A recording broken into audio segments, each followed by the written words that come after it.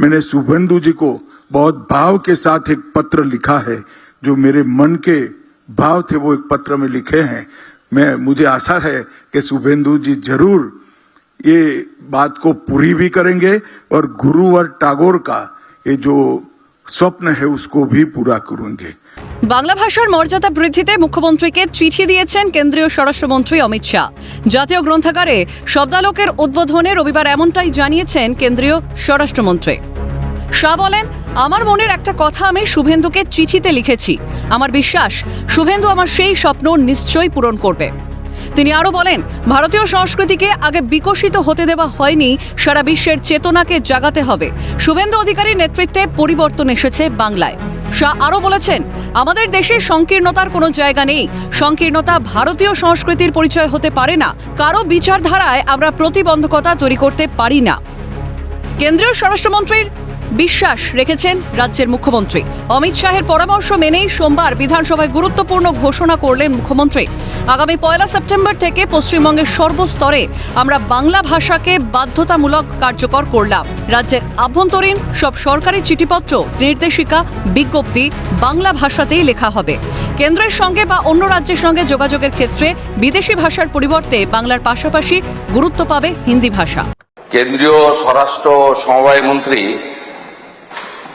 মাননীয় অমিত শাহজি তার 3 দিনের পশ্চিমবঙ্গ প্রবাসের সময় তিনি গতকাল একটি চিঠি রাজ্যের মুখ্যমন্ত্রী হিসেবে আমাকে দিয়েছেন। আমি এই পরিপ্রেক্ষিতে রাজ্য সরকারের পক্ষ থেকে ঘোষণা করছি, আগামী 1 সেপ্টেম্বর 2026 থেকে পশ্চিমবঙ্গের সর্বস্তরে আমরা বাংলা ভাষাকে বাধ্যতামূলক কার্যকর করলাম। আমাদের সরকারের পক্ষ থেকে এই সময়কালে অনুবাদক বা অন্যান্য যে বিষয় থাকবে সেগুলো করা। ভারত সরকার বা অন্যান্য রাজ্যের ক্ষেত্রে আমরা বাংলা ভাষাতে চিঠিপত্র করব, উত্তর দেব। তার সাথে সাথে ভারত সরকারের সঙ্গে যোগাযোগ সংক্রান্ত বিষয়ে আমরা বাংলা ভাষার সাথে হিন্দি ভাষাতেও উত্তর বা প্রশ্ন চিঠিপত্র আদান প্রদান করব। কেন্দ্রীয় স্বরাষ্ট্রমন্ত্রীর উপদেশে এই ঘোষণা করা হয় বলে মুখ্যমন্ত্রীর সংযোজন। বাংলা ভাষাকে, আমাদের মাতৃভাষাকে আমরা এখানে কার্যকর করার সিদ্ধান্ত গ্রহণ করে মাননীয় কেন্দ্রীয় স্বরাষ্ট্র সমবায় মন্ত্রীর যে উপদেশ তাকে আমরা গ্রহণ করার সিদ্ধান্ত পশ্চিমবঙ্গ সরকারের পক্ষ থেকে ঘোষণা করলাম। বিজেপি 2024 সালে বাংলাকে ধ্রুপদী ভাষার মর্যাদা দেয়।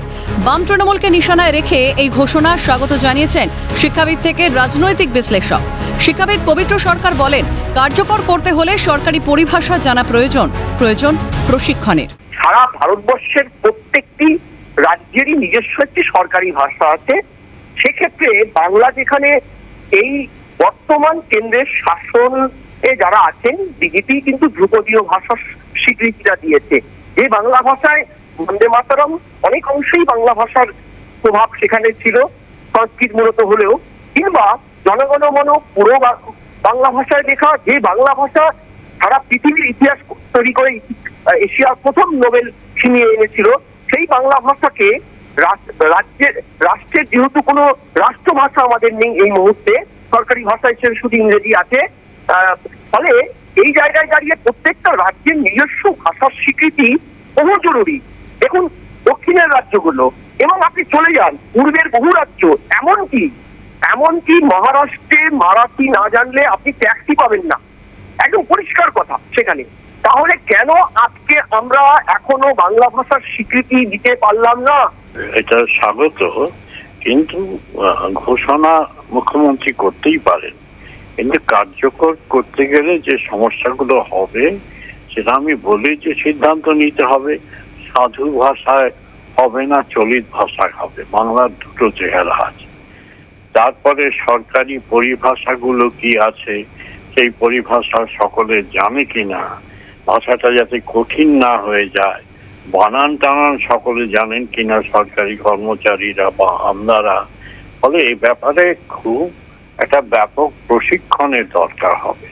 মুখ্যমন্ত্রী বলে দিতেই পারেন, কারণ মুখ্যমন্ত্রীকে এই পুরোটা কার্যকর করার দায়িত্ব নিতে হবে না, কিন্তু তার বিভাগের লোকেরা, বিশেষ করে শিক্ষা বিভাগ বা সংস্কৃতি বিভাগ, যাদের জনসাধারণের সঙ্গে বেশি কাজকর্ম, তারা নানা স্তরে সিদ্ধান্ত নিন এবং ব্যাপক প্রশিক্ষণের ব্যবস্থা করুন।